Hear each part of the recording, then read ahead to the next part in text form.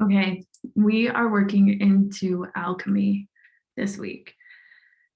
And I was going to say this is maybe the most transformative of all the currents, but I also am aware that I say that every week. So, but when I'm talking about alchemy in this context, so alchemy traditionally is the idea of taking a non-precious metal or carbon or iron or whatever and changing it, transmuting it, making it something else. So into gold or silver or something beautiful.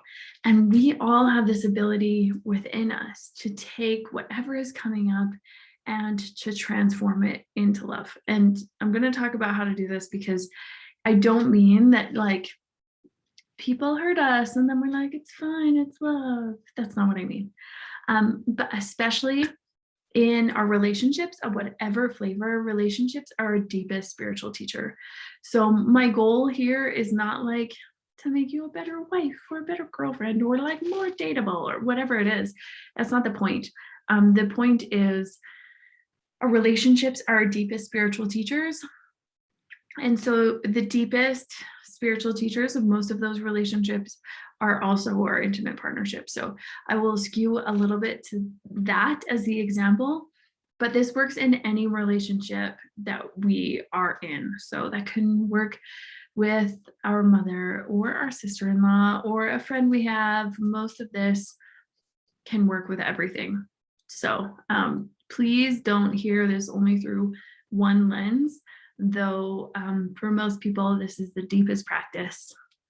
This person that you chose, that you want to love, but also has the power and position to hurt us more often, to like, we cause a lot of conflict out of this relationship. So that will be probably a little more frequent of the example than the other ones. And my notes today are in a huge paper over here. So just excuse me as I am glancing probably a little bit more today. But I think last week they were over on my whiteboard. So, okay. So we have also been through this week in like this through this program together, through this continual descent. The first week, we started tuning into our external and internal cycles, and then we deepened that with like specific embodiment. And last week, we talked about like the rising energy out of our embodiment, how to leverage our body, our pleasure, our feelings into having more resources for ourselves, and why it's important to replenish that resource. And this week, we need all of those skills to talk about how we can use our embodiment to understand our process of relating and how to use our consciousness of our embodiment of our actual real sensations and feelings to transform more of our input into love. So that's the alchemy that we were talking about, is how do we take some things that are maybe like dissonant or ugly or like annoying and use them as deepening. So a lot of our work in relationships is that we calm our own nervous system so that we can deepen into something more. So most of the time when we're talking about being triggered, and we've all experienced it, right? That we're like, all of a sudden we are separate from our conscious thinking mind. And that is a real body experience where if it were something else, we could probably see like, oh, maybe they didn't mean that. Maybe that's not the point. It's like, oh, maybe I misinterpreted. But when we get triggered in our body, we feel like we need to protect ourselves or defend or flee or like freeze. And we get separate from those skills of like curiosity, of working through things. So a lot about finding depth in our relationships is this embodied practice where we know how to like use our breath to deepen, to release. where we have this daily practice of like swamping, moving things out. We know what it means to transform what lives inside of us and to move it. We know when we're getting too full. We know when we are getting overloaded and dysregulated, so that we can come back. And one of the most simple tools is our breath. Deepening. We do a lot of that together, of letting our breath descend all the way into our low belly, because most of the time when we're triggered and dysregulated, we live in this really shallow place where we're separate from like the wisdom and rootedness of our bodies. However, this depth isn't needed in all our interactions. So most of the time, for most of us, we do want to stay out of our triggers. We don't want to be yelling at like the checkout girl at the grocery store for something that's probably not hers. It's probably about something else that's going on. So we have this practice of like, my nervous system is really activated. How do I come back? How do I notice what's around me? How do I deepen my breath? Use some sound to let some things out, and like root into my feet. These are all just like really simple skills to disperse some of this energy so that I can come back into myself, my body, my mind, to have this conversation. However, when we're talking about alchemizing into love, that's not needed in all interactions. So why this is important is because I'm not advocating that we need to talk to another parent at school and like find more intimacy and like deepen into love. Though the most operative question here would still apply. So the governing question of our whole practice this week is one of the most transformative, life-changing questions of my life, and like a practice that I try to live by on a daily basis. And I'm not perfect at it, but I really try to let this be the operating force in my life. And it is always in every interaction where there is stickiness. So that can feel like, what, my feelings are kind of hurt, or like, why did this person say this? And in some ways there are people like, there are people where that should be easier for me and it's not. There's some relationships where that's very easy and practiced. But the governing question is, what would love require of me right here? What would love ask me to do? And sometimes love would ask me like to shut up. Honestly, like, ooh, you're making this a big thing because you're feeling like unvalidated by yourself right now. Enough. But sometimes when I actually am hurt, love asks me to speak up. Like, love is like, oh, you are going to like be hurt by this and hold this. And instead, we can clear this before it turns into resentment. I can offer like the truth. Sometimes that friction, that stickiness just comes from where we think that we are responsible to hold everything. So we're hurt and we're like, it's fine. I'm the cool girl, like I don't get hurt. Or we feel let down, or whatever it is. And most of the time, when those get brought out, it's when we are leaking them, and when there's just too much that we like, do you want to know the most leaky energy? It's when we're passive aggressive. When you haven't actually said the thing, so you're just gonna like kind of say the thing. That's our leaky energy. Whereas alchemy requires that we take all of it and we move it in an open, inflated, and controlled way. So we're going to talk about how that feels in our bodies, because there is a difference between being closed up, being like, I feel really let down that you forgot to do this for me before you came home.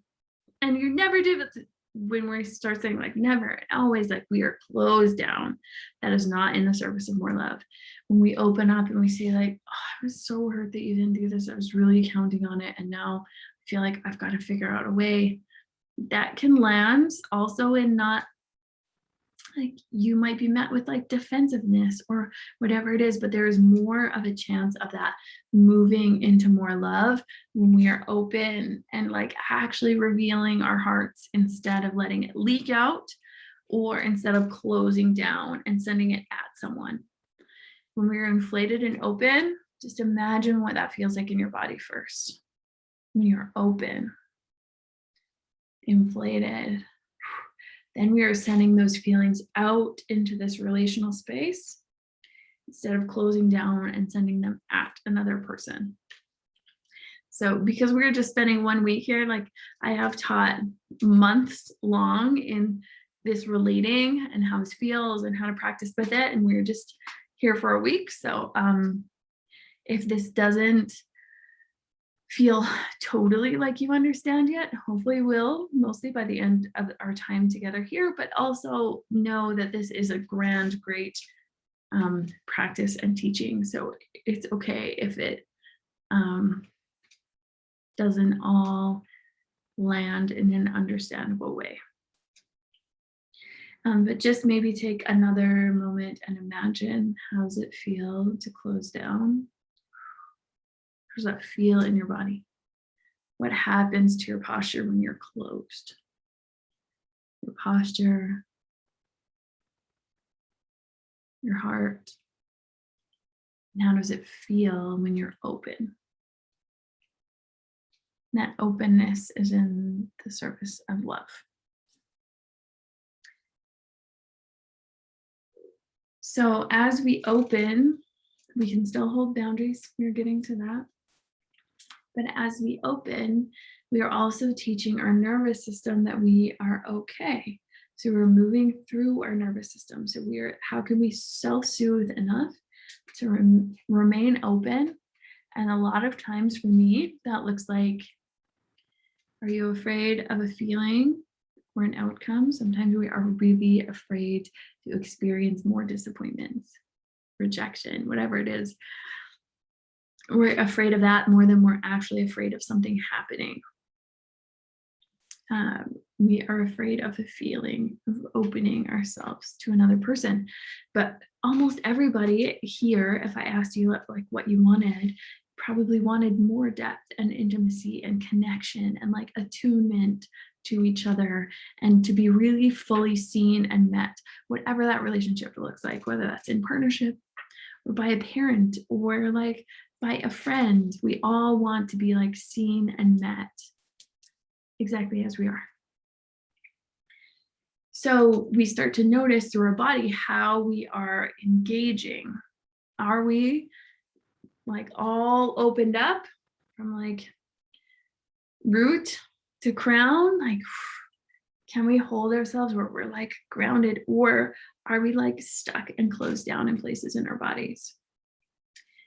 So boundaries are a part of this, because in the service of love, we are also responsible for maintaining our own reservoir of love. So when we start to be really depleted from people, then there is not more love when we are people pleasing or codependent or whatever that is. There is actually a depletion of us. And we know what it feels like when we have enough love that we are like offering it from overflow. And when we are just like trying to keep the peace or try to do what we should, that does not actually add these like energetics of love. And most of us here, if you have come here, you probably do want to add more love to the world. You want to experience more love as you're moving through it. And so that means our own reservoirs have to be held up. And sometimes there are people and circumstances where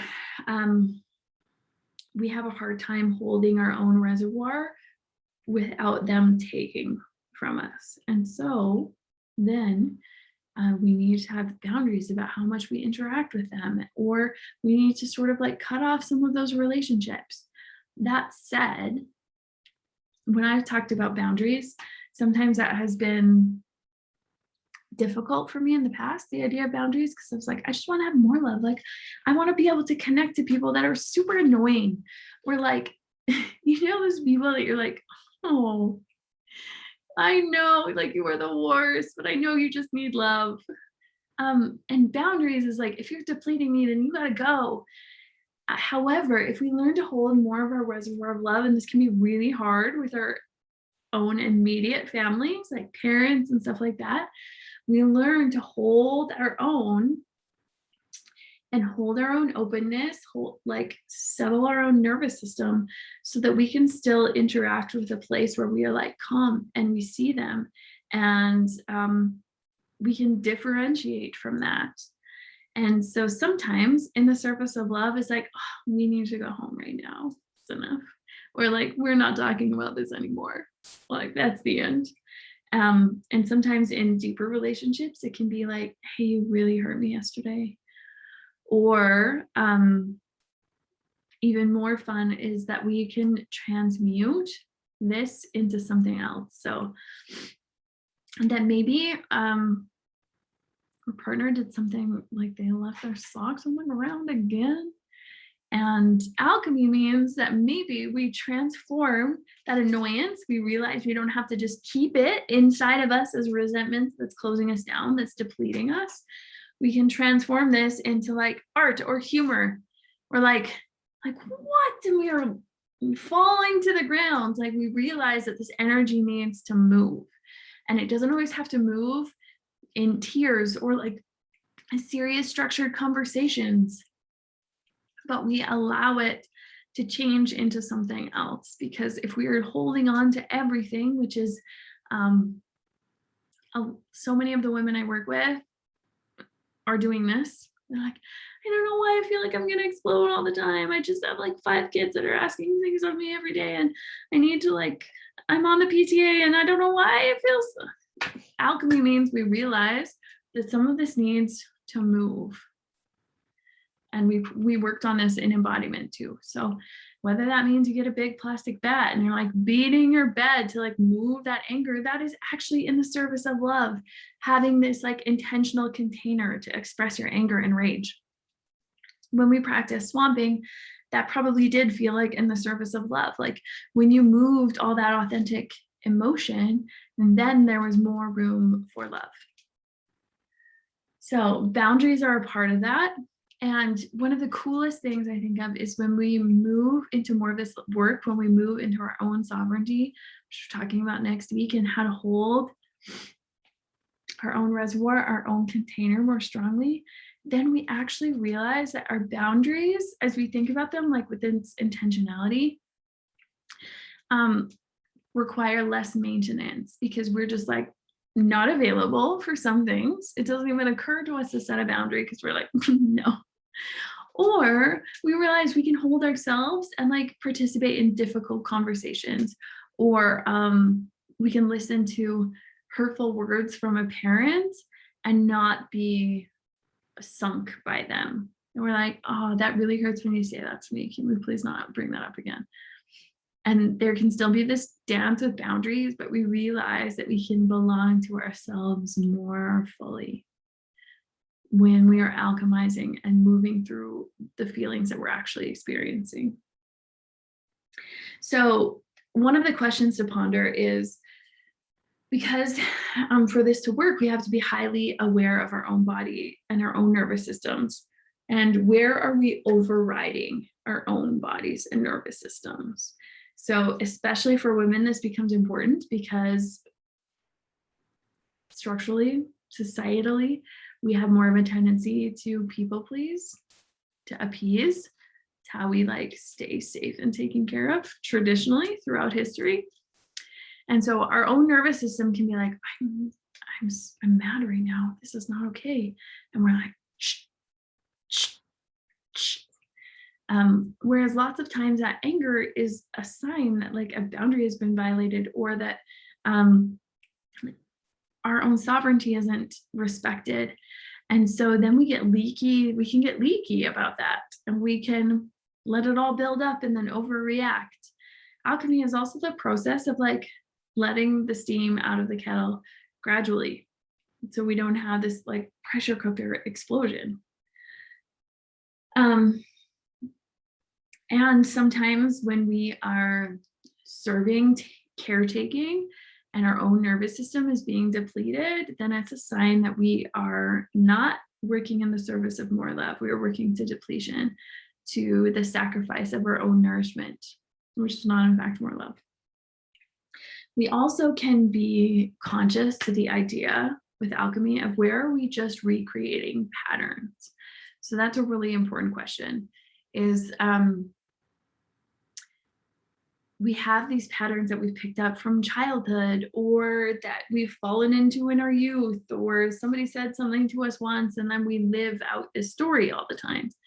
And those well-worn grooves are not always in our best interests.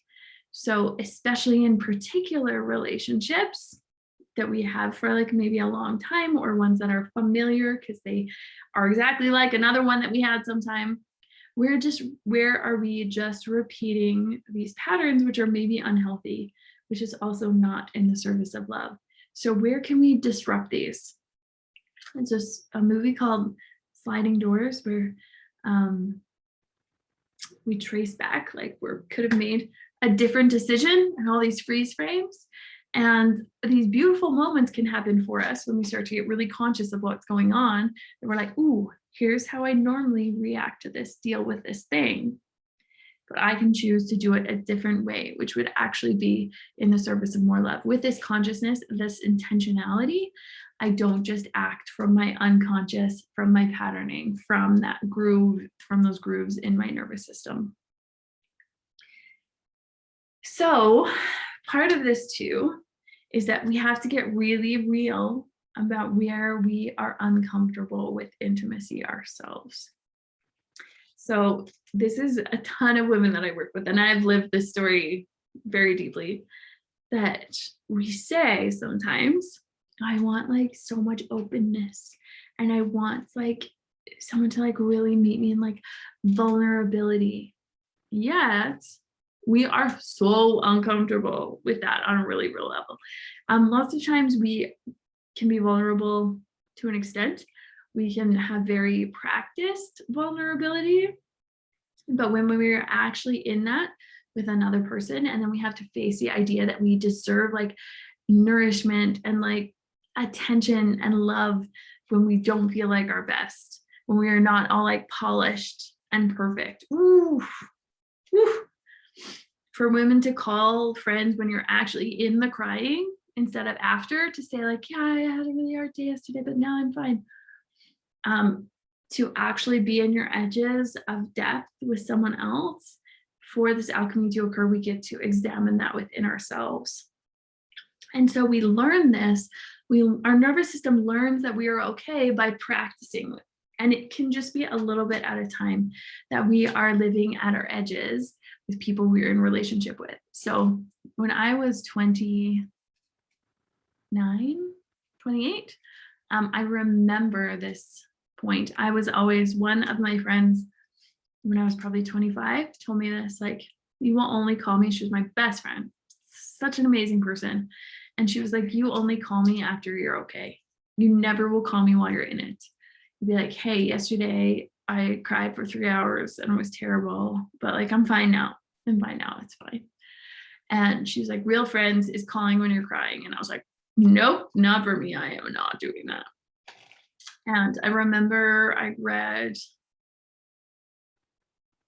a Brene Brown book, maybe Darren Greatly, I don't know. And I was probably 26, 27. And I remember some of my next friendships, I was like, I'm gonna try out this thing. Oh. And I was always the person that would like held everybody else's stuff, you know, everybody told me their deep stuff and I was like, yeah, I can help you. But the thought of like showing up, and I was always like, I kind of had this story like that I didn't have good friends, which I totally did. But I would sort of revert to this default story. And it was really about my lack of my own willingness to be open. And so some of my edges in these friendships were like talking about my sadness about like this guy that didn't like me. And that was like so vulnerable to be like, yeah, I'm actually sad about this. This is actually how I feel. And those small steps, I was like, this thing actually works. Like I felt like we had so much depth in relationship, and that gave them permission to have even more depth, to be even more honest and open and vulnerable, because I was demonstrating mine. And so this alchemy requires us to look at, like, where are we withholding? And also we grow into the capacity for more by stepping into our edges. Like, whew, this is a little uncomfortable for me, but this is like what love is prompting me toward.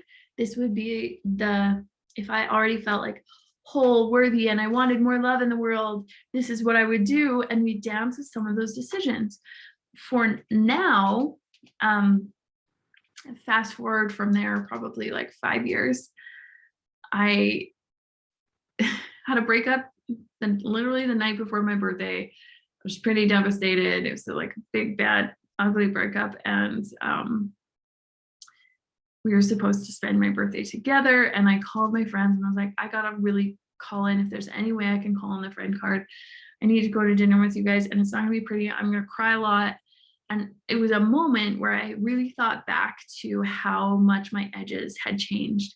And I allowed them to show up for me, and they were like, hey, this is so awesome that you like trust us to be here for you. We were like, anytime later that they were like, I don't know, I'm crying. I'm like, hey, remember my birthday? And I'm like, oh yeah, this is fine here. And we allowed ourselves to have this container of friendship where we can be met and show up when we are not our polished selves, which is what we all crave. And sometimes we make ourselves wrong for thinking that we need that. So where can you dance with your edges? Where can you open just a little bit more? And this doesn't mean collapsing into, sometimes when we have people that like emotionally dump onto us, it's not actually their vulnerability. It's not actually this connection from this place of love. It's trying to like escape the feelings. And so when we start to learn how this feels in our bodies, we can see what is actually going on, feel what's actually going on, and choose to live in more openness more of the time, to bring more love into our relationships, into the world. Okay, so to do this, we have a few practices. Like we have moved through some of them. The first is having a personal practice with your body. And we've worked through that. There are a million other ways to do it, but we're only here for 6 weeks, so we'll have to do that later. But a personal practice of tuning back in, feeling what your body actually feels like all those things, learning what all these different emotions feel like through your body instead of living from here up. And the second is we learn how to conduct love through our body. Okay, so a lot of the time, women are overfunctioning, overworking, because we think there's one way for us to show love in the world, and it means to do a lot of things for a lot of people. Or to be available for them all the time, every time they need you, forever, amen. And oftentimes when we are protecting our reservoir of love, feeding into it, growing it, that soul essence, which is love itself, and filling that up, then we can pour love onto people just by how we are being. And it doesn't require our own depletion. So it also requires us to learn how love, the expression of love, feels through our body, and to move out of just our habitual patterns and unconscious living in our body. So notice maybe through your next physical interactions with your partner, with your kids, with your friends, are you just like closed up and unconscious? Or are you like really open, really infusing love through your body, through your interaction? Like, how can you express this just by how you're being? Because when we are more fully into this essence, it is also like self-replenishing. It adds more into that soul essence because we're not living in this limited range. And then it also doesn't require our depletion. So we learn how can we move love through our body. And sometimes that requires moving something else first, right? We move rage through, and then it turns to love. Before I continue on this, I feel like I'm going to forget if I don't get there. So another big thing about alchemy is that we take all these emotions that most women have been taught are not okay. So there is a really narrow range societally that we're allowed to express, right? You can be nice, or you can be like a Karen and be nasty, but that's like not great. Well, it's not good. It's like actually super leaky energy since we're here most of the time. But you can be nice, and you can do a lot of things for people, and you can be sacrificing, and you can be sweet. It's kind of it. You could be like an alpha lady and like be a boss babe. But alchemy requires us to get really honest about what is. So when we look at all those archetypes that we can be expressing through our body, they all can serve love. So when we have Parvati sitting up on her mountain, magnetizing, like radiating love that calls Shiva up there to like have this transcendent partnership, that is in the service of love. When you have Durga riding a lion in warrior energy, she's also out there to slay everything that isn't love.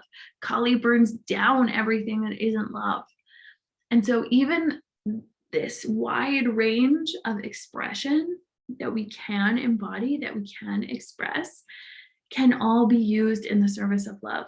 So maybe you are outraged at the state, like that there is not another green strip in your town, like, or that the elementary school park is terrible. Okay, great. Like, where can you alchemize that, transmute that into love?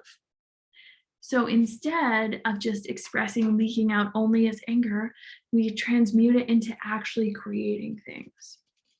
And that is exactly what you can do in relationships too. If you are constantly feeling anger that something is repeating or happening, often love doesn't call you to just like keep that to yourself. It calls on us to move everything that isn't love and create something new that is from those pieces. So if you are continually like frustrated that your partner doesn't do more household work, every once in like sometimes that might look like, oh, he actually like had a really hard day at work, and I'm like, and he's been really stressed, and like I'm kind of mad that he didn't fold that laundry, but like today love is like, okay, keep it to yourself, that's fine, today isn't the day. And sometimes love is like, no, this is not okay anymore, here's your stuff, like I will not pick up the slack. Sometimes love requires us to be difficult, and that is not a comfortable place for most women. There's a Jane Goodall quote. She says, it actually doesn't take much to be considered a difficult woman. That's why there are so many of us. And it doesn't take a lot. It doesn't take a lot of discontent to be considered a difficult woman, but it does take a lot internally for us sometimes to be difficult, because everything in our socialization tells us to be nice, to make everything fine, to like absorb everything so everyone else can be comfortable. So to be difficult sometimes does serve more love. And sometimes in those relationships, maybe it's with our parents or like our brother, you're like, oh, you can't say those things all the time and then just pretend it's everyone else's responsibility to not be offended. I just want you to know that I specifically try to not use any examples that would apply in my own family. So if you're trying to read into like, ooh, which brother, it's not. And so love requires us to be like, no, not fine, to get difficult about it instead of thinking like, I should be able to hold this and like not get my feelings hurt. And yes, we can come back to that where we're not triggered, where we're in our full sovereignty, and we can be like, hey, not fine. And actually use that conversation, that moment, as an entry point into more depth, intimacy, more love. And the cool thing about this is that sometimes it changes nothing for the other person. They don't get it. It doesn't change. Their pattern, they're going to stay in the same thing. However, every single time it changes for us. We have more capacity to what we believe we can withstand and reveal, how we can like hold ourselves when we are being vulnerable to the world. And that ultimately is always in the service of love. So where do I want to come? Okay. So this question, this alchemy also requires us to look at like, what are we withholding? Okay. This is a big one. What are we withholding? Because sometimes we get real into our principles, right? And like what we deserve and what is owed to us and where we are resentful. And so in those long time relationships, especially, we're like, I want to give you a freaking compliment. I don't want to give you the benefit of the doubt for what you just said. And we close up our heart and we don't, and we withhold that grace, that openness, that love, we withhold the love. So when that is happening, we have a couple ways to look at it. And this can be a really long process, I want to acknowledge. And I also want to say that like sometimes love requires us to be like, I will never be met in this relationship and it needs to end. This will never feel like more love. I've tried over and over again. And then we stop expecting someone to be someone they are unwilling or unable to be. And we change things for us. Okay. And that is a terribly hard truth sometimes, but I really want to acknowledge that before we talk about withholding, because these apply in like relationships we know we want to stay in and that we want to feel more beautiful and loving. And we want the other person to go first every single time. And we have very good reasons why they are obligated and they should go first and they should apologize. And we never want to. We don't. So we look at where we are withholding and why. So a question I have for you is, maybe I'll include this in the questions, but I'd love for you to take a few minutes and talk about, like, write down how you would love to receive love. How do you want to receive love? And that can be flavors that you already get. And it could be ones that you don't, but really let it out. Like, and then ask yourself the question, what prevents me from asking for this? And some of those questions, some of those answers might be loving. This person isn't actually capable of that. Or I'm afraid of what they'll think of me if I ask for this. Because then we are withholding. But even more importantly, I guess, for today, is the second question. So oftentimes we can guess how the people in our lives would also want to receive love. And because of these habitual relating, we're like, nah. It seems terrible to actually think about when you do it. Like maybe with your mom, you know, she's always just like looking for validation for this. And you're like,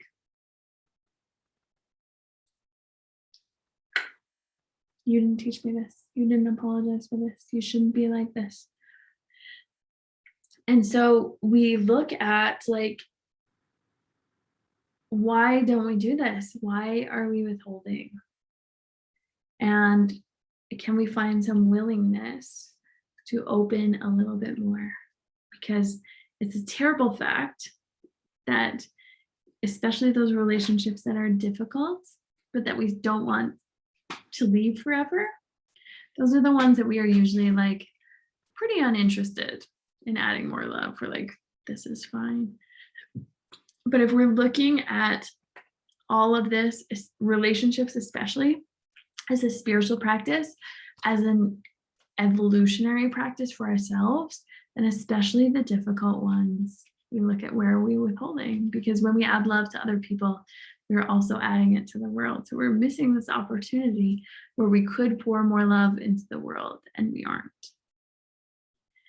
And so what do we need to alchemize this, to transmute it? Maybe we need to do some work in soul, in home fire soul. It's pretty much the whole thing is shadow work. So we're looking at like, what are our old wounds? What are our old relationships? What is the way we used to do and why? And like clearing all that, because sometimes that's, and like forgiveness work, and that's sometimes the alchemy that we need to do to then stop withholding and add more love. But we can also do it straight through the action and through the body, that we can just choose to add more love into that relationship, to that person, into that moment. So when we are in the essential feminine, in the feminine principle, we are also responsive to the moment. So we are continually asking the question is, how can I add more love into this moment? And it requires a level of consciousness, because most of our lives we're just like doing nothing. And so it's unrealistic to think that like through your 24 hours in a day, every moment you can be like, ooh, how can I add more love in here? How can I like transmit more love through my body? But a good place to start is just a couple times during the day. Maybe when you're making dinner, maybe when you were like watching Netflix at night, like whatever it is. Maybe it's when you're out for dinner with your friends. Like, how can you move more love through your body? How can you add more love into this moment? Another really important question is, oftentimes we're stuck in our own language, that we're like, I want to be loved this way, and why can't you just do it? Right? And that is a request we can make and something we can work toward. I'm not saying nothing about what I ever say and think is about just accepting everything as it is forever. However, alchemy is transmuting one thing to another. So where can we look at those expressions of love from people that maybe aren't in our language and transform them into something else? Maybe your mom always makes you cookies and you're like, trying to eat healthy, mom. Like, could you just like listen with presents? That'll be super cool. Or like accept me for who I am. But in adding more love to our reservoir, to ourselves, maybe we're like, hey, that's the best way she knows how to pour love into me. And so I'm going to translate those cookies, her bringing those cookies over to like pouring love into my system. I'm going to change that into a form that I can metabolize and like more fully take in. And when we are looking at how this alchemy relates to our past week into soul essence, it also means we are, they're highly related to each other, because we are taking more of what we have available to us, more of what is coming into us, and transforming it into love to like feed our system. We transform pleasure into love to feed our system, to like nourish ourselves.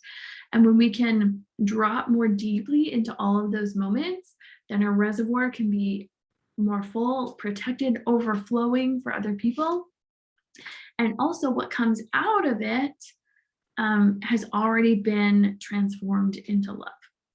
And so how that feels an embodied way for me when I am adhering to my principles, to my practice, is that I feel like I have this big power plant inside of me, and it can take whatever is coming in and transform it into what love requires. So sometimes that's like, oh, this person is like crossing boundaries. They're saying super rude things to me. So when that comes into my system, it's coming in as like anger and like, I don't like it. Inside, I can transform that, settle my own system, and it comes out as like, oh, I don't want to have this conversation. I'm uninterested in this conversation. Hey, can we talk about something else, please? No? Okay, I think I gotta go then. And we don't have to be like angry and confrontational about it. It can just be in the service of more love, which in this moment is protection of our own reservoir. Or maybe we take in like, we get to like lay in the sunshine for 3 minutes. So we take that in as pleasure, as sensation. We transform it into love. And then when our kid asks for a drink for the 62nd time that hour, then we have a little more of that energy to be like, "Ooh, yeah, here you go," like, or whatever. You can make a joke about it, or like whatever that means, we can transform that into more love out into the world. So this really looks at us to be more intentional. By the time we are like mid 30s, early 30s, most of our patterns without intentional transformation are pretty set. We could stay like that forever. And so also whenever you feel like you're changing or being accused of changing, imagine just staying the same forever till you die, which you could. Anyway, so it requires us to get intentional and trying what isn't comfortable to our nervous system yet, playing with our edges, looking precisely at like, why am I justifying my own closing here? Because when we're on the surface of love, we are not storing up resentments. We are like clearing those out, because those resentments especially are the biggest. We're like putting a brick in between us and love, in between us and the other person, with all these resentments. So we're holding on to those instead of clearing those. And I just want to say that this is infinitely easier with a person who is like willing to meet you into it, but it also does some alchemy, some transformation for you to just move it out of your body, to know that you have said it and released it, that you aren't just trying to hold it all inside. It also requires us to look at like, what is the other person craving and why aren't we giving it? Just let that move through your system a little bit. And we can ask the question, we were looking at like, other people are so freaking frustrating, you know, they just can't get all their stuff figured out. So we can also start like, this whole thing is like liberating, but also requires us to take radical responsibility for way more things than we usually want to. Okay, just acknowledgement. So we can be gentle with our nervous system, move through it slowly, play with our edges. But we also can ask the question of, what am I evoking in other people? And is that what I want? Because sometimes love requires us, like when we have access to more of our own energy, more of our own ways of being, which we learn through a conscious practice, through embodiment, then we can evoke other things in other people. So you might want to be able to find like the stillness and consciousness to really hold your friend when they're like in all their feelings, like you got it. You are like holding the space for them. And you can evoke them to go all the way into their feelings. But maybe that's the only flavor that you know is like stoic. And then you evoke feelings in other people. But you are never allowed to like move into your feelings. And so oftentimes we get practiced in just reacting to what's presenting to us, instead of making conscious decisions about where we are holding our own energy and what that might evoke in another person. So especially in partnerships, sometimes we can get real mad about withholding love or affection or whatever. And yet we are not also bringing that in. Okay, so I think that's enough. I am going to move a lot of these questions into form. And the practice this week is to continue with that radical awareness of your body, of your embodiment, and to dance with some of these questions, both in your journal and practicing in relating with other people. I hope it's magic. Love you.